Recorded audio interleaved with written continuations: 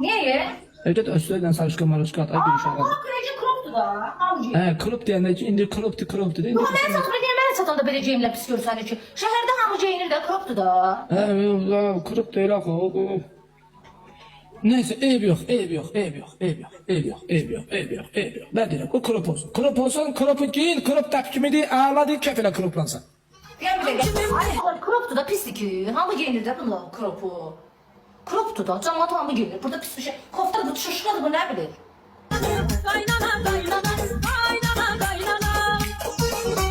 Sənə belə baxıb hansı qaynana səni bəyənər? Hansı qaynana səni uşağına gəlin eləyər? Hansı qaynana? Mən o qaynanadan danışıyorum. Axı!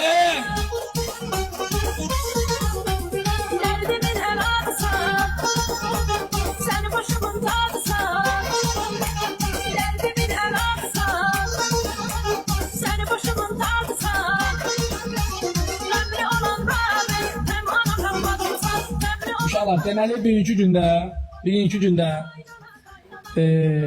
cəzalarımız şar içində olacaq. Cəzalarımız şarın içində olacaq. Cəzalı oyunumuz şarlı. Sənin şarların hanı? Sənin şarların hanı?